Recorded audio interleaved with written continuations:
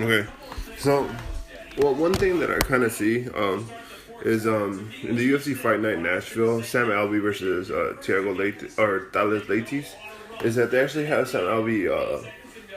They actually have him favored in the matchup. He's a negative 120. Thales Leites even. I don't know about this one.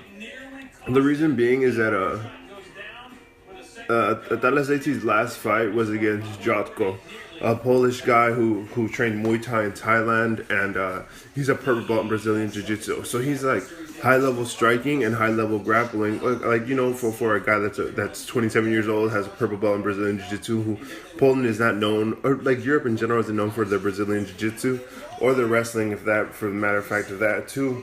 And he was able to out grapple. He pretty much not out grappled, but every time he got into a dangerous position or he needed to reverse a position, he got Thales Leites. He got the better of him. He not dominant. I don't want to say dominated, but it was more of a shocking that Jotko was actually beating Thales the way he was in his own game in a sense. Then you got Sam Alvey, who's fighting Thales Leites, but Sam Alvey's last fight was against Nate Marquardt or something like that. Nate Marquardt. I don't know how to pronounce his last name, but the dude Nate's like 37 years old. He's really old, man. And Nate, even though he's just as good as Thales in Brazilian Jiu-Jitsu, if not better, because Sam Alvey's last opponent, Nate, was a second-degree black belt in Brazilian Jiu-Jitsu.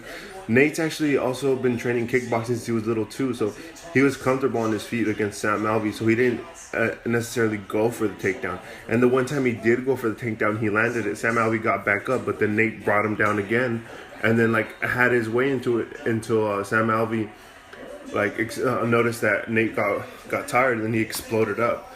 So when people say he's proved himself against a high level grappler, I mean you can't argue that because Nate. I mean you can make that argument, but Nate's also been training kickboxing since he was since he was in his preteens. I think since he was 15. I was reading, so it's not like this guy was just a straight grappler and was just gonna try to grapple with him all night. No, he wasn't scared of throwing hands with him. Now you go Thales,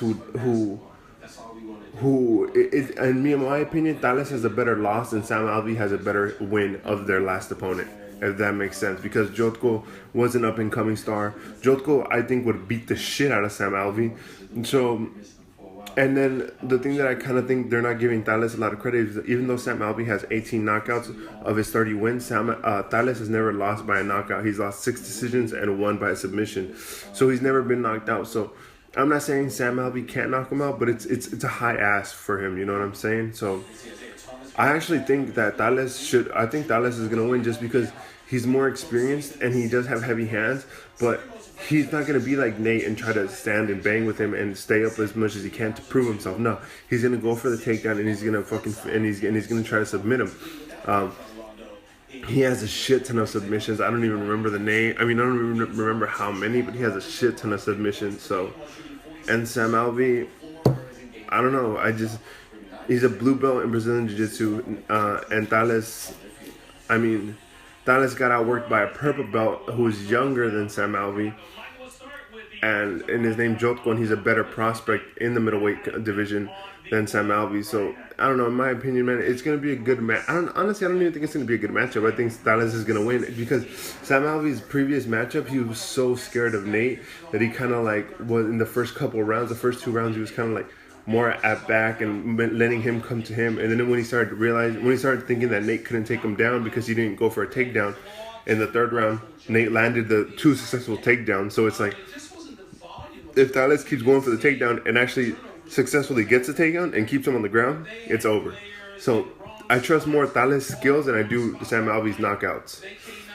Just because Sam Alvey has been submitted, Thales Alvey has never been knocked out. So one's been submitted, and that's Thales' specialty. And then Sam Alvey's specialty is knockouts, and he's never been knocked out. So it's just based off that. And then it's not like Sam Alvey's a young prospect. He's 31 years old.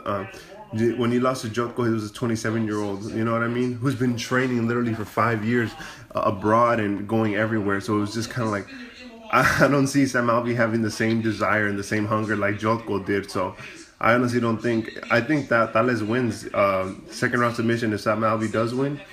it is a unanimous decision. I don't think he wins by a knockout. But I kind of just wanted to, because I made a previous video about this, but I just realized that Sam Alvey's actually favored. So this could be an upset alert too. Where, I mean, even though it's not really an upset in my opinion, I think Thales Leites wins in my opinion. But I mean, we'll see. You know, he is older. He's like 35 years old, if I'm not mistaken. So you know, he is getting up there in age, or around 35 years old.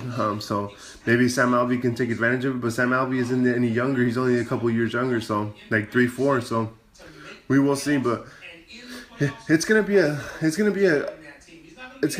fight that it's gonna be worth watching, but I don't think it's gonna be that great. But that's just my opinion on it. You tell me what you want. Some people might be fans. Just let me know what you think. Me personally, I don't see Thales losing, so I'm gonna call upset alert on this.